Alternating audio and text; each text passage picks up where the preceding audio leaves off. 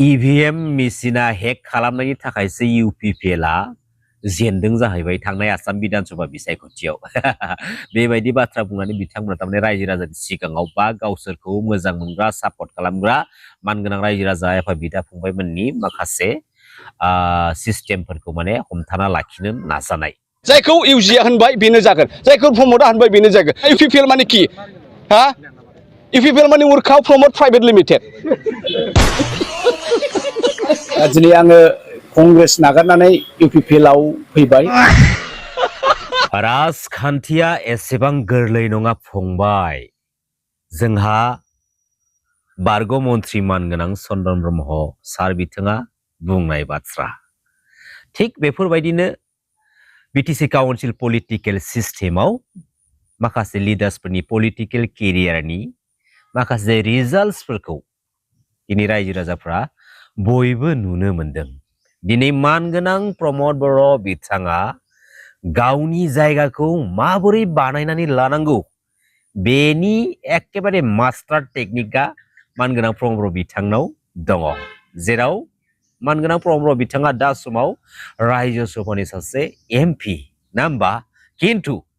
थांनाय आसाम बिधानसभा बिसायख'थियाव UPPLआ जिर' आउट जादों मोनसेबो रान खालामनो हायाखै दै 0 रान लानानै आउट जानांदों जोबोद साननो गोनां बाथ्रा दिनै UPPL पार्टियाव बेसेबांबा इन्टेलिजेन्ट गेदेर लिडार्स दैदेनगिरिफोर दङ नाथाय एसेबां इन्टेलेक्चुएल गेदेर लिडार्स दैदेनगिरि थासेयावबो UPPL पार्टिया मानो 0 रान लानानै आउट जानांनाय आरो लोगोसे मोस्ट इन्टारेस्टिं बाथ्रा दिनै मानगोनां दिपेन बर' बिथाङा गावनि जागायजेननाय पलिटिकेल केरियारखौ आसाम बिधानसभा बिसायख'थिनि गेजेरजों जागायजेनदोंमोन नाथाय मा खालामनो दिनै रायजो राजा आफा बिदा फंबायमोना पलिटिकेलि जेरैबायदि सापर्ट खालामनांगौमोन बेबायदि सापर्टखौ होयैनि जाहोनाव दिनै UPPL पार्टिया 0 रान लानानै आउट जानांबाय बेराफारसेथिं आसाम बिधानसभा बिसायख'थियाव UPPL पार्टिया 0 रान लानानै आउट जाखांनायनि उनावहाय EVM मेसिनखौ हेक खालामखानाय होननानै रायजो राजानि सिगाङाव बुंनाय बाथ्रा आरो माखासे दैदेनगिरिफ्रा बेबारनि बिसायख'थिनि गेजेरजों बेखौनो फोरमान मोनदों दे जे माहारिबादनि माखासे इस्युसफोरा जोब्बाय आरो बिसायख'थिनि गेजेरजों गोबां सुबुंफोरा रांजों गावबा गावनि मोनफा बेसेन गोसा भटखौ फालांगि खालामग्रा जाबाय बेफोरबायदि माखासे बाथ्राखौ जोङो बै माखासे लिडार्सफोरनि खुगानि बुंनाय रावाव बेरखांनाय नुनो मोनदों ना होमबा दिनै रायजो राजा आइ आफा बिदा फंबाय मोना गावबा गावनि मोनफा बेसेन गोसा भटखौ सोरबायदि लिडार्सनो थुनानै थुलुंगा होनांगौ माबे बायदि पलिटिकेल पार्टिनो थुनानै हेफाजाब होनांगौ बेनि सायाव पारफेक्टलि एलार्ट जाजोब्बाय एलार्ट सांग्रांथि थानांगौनि गुबै जाहोनानो जाहैबाय मा माखासे सेल्फिश लिडार्स दैदेनगिरिफोरखौ थांनाय माखासे समफोराव नंथारगौ सैथो साननानै फोथायदोंमोन थुलुंगा होदोंमोन नाथाय बैसोरनि माखासे लाखुमानानै दोननाय जा केरेक्टार्स बेखौ रायजो राजा आफा बिदा फंबायमोना दिनै सोराङाव मिन्थिबाय जाय लिडारा रायजो राजाफोरखौ जाम्बा जाम्बि खालामलांनो नाजागोन बे लिडारा गावखौ जिमान माने पारफेक्ट साधु केरेक्टारनि दिन्थियोब्लाबो रायजो राजाफ्रा केयार खालामा खारन सानसे नङा सानसे मिथिखायो आरो जाय सानखालि मिथिखायो बै सानखालि बै गावनिखौल' मिथिग्रा गावनिखौ मोनबानो गोजोनग्रा गावनि आंखालखौ सुफुंनो थाखाय रायजो राजाखौ जाम्बा जाम्बि खालामनो नाजाग्रा खालामग्रा लिडार्स दैदेनगिरिफ्रा एकेबारे किक आउट खालामनानै बेसेबांबा गोजानाव लात मारिनानै बिसोरखौ जोखारहरखायो आरो बिसोर माब्लाबाबो सिखांनानै फैफिननो हाखाया नाथाय जाय लिडार्सआ रायजो राजानि खाथि सोमोन्दो लाखिनानै रायजो राजानि नांगौनि सुखु दुखुनि बाथ्राफोरखौ एक्सेप्ट खालामनानै मान होनानै जेब्लाबो खाथि सोमोन्दोजों रायजो राजाजों सोमोन्दो लाखिनानै गावनि पलिटिकेल स्टेन्डार्डखौ स्टेन्ड खालामलांबाय थायो बे लिडारा दिनै जेननो हागौ गाबोन जेननो हागौ नाथाय जाय सानखालि स्टेन्ड जागोन जाय सानखालि बै रायजो राजाफोरनि हेफाजाब मोननानै गसंथानो हागोन बै सानखालिनिफ्राय बे लिडारखौ माब्लाबाबो हमथानो हाया खारन रायजो राजाफोरनि थुलुंगानाया लाइफ टाइम जेब्लाबो समाव बैफोरबायदि लिडार्स दैदेनगिरिजों हेफाजाब थाबाय थायो बेखायनो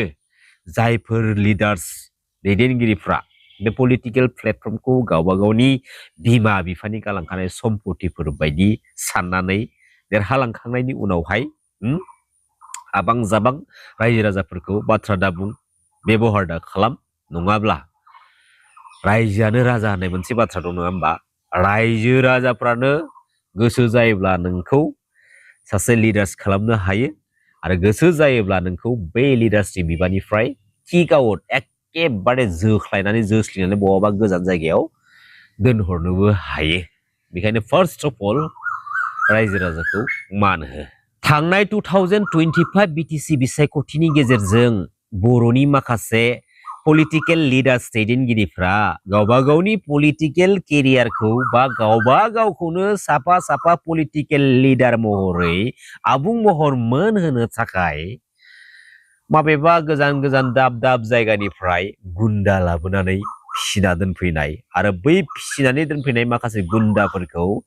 बिसायख'थियाव एगेन्स्ट पार्टीनि माखासे मावथिफोरखौ माखासे वर्कार्सफोरखौ एटाक खालामहोनाय बायदिसिना गाज्रि रावजों माने इउज खालामहोनाय थारमाने बेबायदि लिडार्स दैदेनगिरिफोर जाय लिडार्स दैदेनगिरिफ्रा माने जास्ट फर गावनि थाखाय माने जोंनि माखासे ससियेल सामाजिक माने बारहावाखौ गुबुंले खालामग्रा दा जाखिनि जाथावथारै बा जाथावनाङै माखासे जाथायफ्रा थांनाय 2025 बिटिसि बिसायख'थिनि गेजेरजों एसेब्लाबो गोबां बिबांनि जालांनायखौ जों नुनो मोनदोंमोन लोगोसे जोंनि बर' हारिनि गेजेराव गोबां माहारियारि आफादफोर दङ आरो बै माहारियारि आफादफोरनि गोबां माखासे मैखोम बिबानगिरिफ्रा माबेबा मोनसे पलिटिकेल पार्टीजों इएसमेन जानानै सोरबा पलिटिकेल लिडारनि सामसागिरि जानानै आन्दो पलिटिक्सनि खामानियाव हेफाजाब होफानाय जायनि थाखाय जानो हागौ पलिटिकेल प्लेटफर्मनि गेजेरजों जों बर' माहारिनि सिस्टेमाव पलिटिकेलि सोमजिनाय जा मोनसे गुबुंले बारहावा आरो जाय लिडार्स दैदेनगिरिफोरनि थ्रुयै बेफोरबायदि माखासे गुबुंले बारहावाफ्रा सोमजिलांदोंमोन बै लिडार्सफोरखौ बा जोंनि गेजेराव सोमजिनाय गुबुंले बारहावाफोरनि माखासे थासारिखौ लानानै एक्चुअली बर' हारिनि बिखायाव थानाय जेसेबांखिनि माहारियारि आफादफोर दङ आरो बै माहारियारि आफादफोरनि दैदेनगिरिफोरा बै माखासे नुथायखौ लानानै सोंखारिनो हायोमोन निन्दा खालामनो हायोमोन लोगोसे बुजायनायनि माखासे बाथ्राजों ससियेलि मोनसे एलार्ट खालामनो हागौमोन नाथाय बेफोरबायदि माखासे नुथायखौ जों नुनो मोनदिया दिनै जों बयबो मिथिगौ जे थांनाय 2027 जानुवारियाव बिटिआर पिस एग्रिमेन्ट जालांदोंमोन आरो बे बिटिआर पिस एग्रिमेन्ट जाखांनायनि उनावहाय जोंनि बे बिटिसि काउन्सिल पलिटिकेल सिस्टेमाव माखासे ओरैबायदि बर'निनो लिडार्स दैदेनगिरिफ्रा पलिटिकेल प्लेटफर्माव आगान होफैदों दै आरो बैसोरबायदि लिडार्स दैदेनगिरिफोरखौ जों बर' हारिनि थाखाय खामानि मावबोनाय बै माखासे खामानिफोरखौ लानानै जोंबो मान होयो मान होनांगौ समाव जों मान होगोन सोंथि सोंनांगौ समाव जों सोंथि सोंगोन नाथाय जाखिनि खामानि जाखिनि बारहावाफोरखौ बै माखासे लिडार्स दैदेनगिरिफोर आगान होफैनायनि उनावहाय जों नुनो मोनदोंमोन एक्चुअली बै माखासे लिडार्स दैदेनगिरिफोरनि थाखायनो जोंनि बिटिसि काउन्सिल पलिटिकेल सिस्टेमाव पलिटिकेल साधारन पलिटिकेल इस्युखौ लानानै गावजों गावनि गेजेराव बांसिनै माने दाङाबाजि खालामहोलायनाय गाव बिदा फंबायनि गेजेरावनो माने एना एनि खालामहोलायनाय एक्चुअली बेनि आन्दोआव बै सानैसो लिडारफोरनिनो आखाइ दङ आरो बै सानैसो लिडार्सफोरा जेब्ला समसिमहालागै जोंनि बे बिटिसि काउन्सिल पलिटिकेल सिस्टेमावल' नङा जायखिजाया सिस्टेमावल' थायाथों मानो जोंनि बर' हारिनि इयुन जेनेरेसनखौ गाव बिदा फंबायनि गेजेरावनो नांलाय होलायनाय बुलाय सोलाय खालामनानै बिसोरो माखासे बेनिफिट्सखौ लागोन खारन बिसोरनि फर्मुलाया बेल' जों बिदा फंबायनि गेजेराव बिसोरो अर सुना होनानै जेब्ला जोङो गावजों गावनि गेजेराव एना एनि जायो नांलाय खमलाय जायो बुलाय सोलाय जायो अब्ला बिसोर मोनसे बेनिफिट्स मोनो जोंनि गेजेरावनो अर सुना होयो आरो जोंखौ अर सुखांनायनि उनावहाय बिसोर क्रेडिट लायो दा बैबायदि माखासे आखुनि लिडार्स दैदेनगिरिफोरखौसो जोङो एक्चुअलि फैबाय थानाय समाव हमनो नाजानांगौ मानगोनां रायजो राजा आइ आफा बिदा फंबायमोन सोरबा लिडार्स दैदेनगिरिनि थुनज्लायनाय बाथ्रायाव आरो बै लिडार्स दैदेनगिरिफ्रा मा बाथ्राखौ नोंखौ थुनज्लायदों बै थुनज्लायनाय बाथ्राया रायजो राजाफोरनि सेराव बा खोमा सेराव फोरमायजाथाव नंगौना नङा मेसेज होजाथाव नंगौना नङा जुदि मेसेज होजाथाव नङाब्ला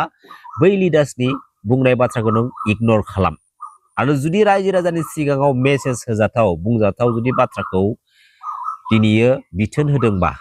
बै बाथ्राखौ रायजो राजानि सिगाङाव नोङो फोरमायलांनो नाजा खारन जों बयबो मिथिगौ मोजाङा मा गाज्रिया मा गतिके जों गावबा गावनो फार्स्ट अफ अल एलार्ट जानांगौ आरो मोनसेल' मेजर थांखि फैबाय थानाय समाव जाय लिडार्स दैदेनगिरिफ्रा जास्ट फर गावबा गाव बेनिफिट्सखौ मोननो थाखाय जोंनि गेजेराव गुबुंले बारहावा सोमजिहोबाय दङ बेबायदि माखासे लिडार्सफोरखौ पलिटिकेल सिस्टेमावनो जायाथों मानो बर' माहारिनि जायखिजाया सिस्टेमावनो जायाथों मानो डाइरेक्ट किक आउट खालामनांगौ सिदा खोथाखा मानगोनां रायजो राजा आफा बिदा फंबायमोन गोजोन्थों खुलुमबाय जै बर' हारिनि जै बर'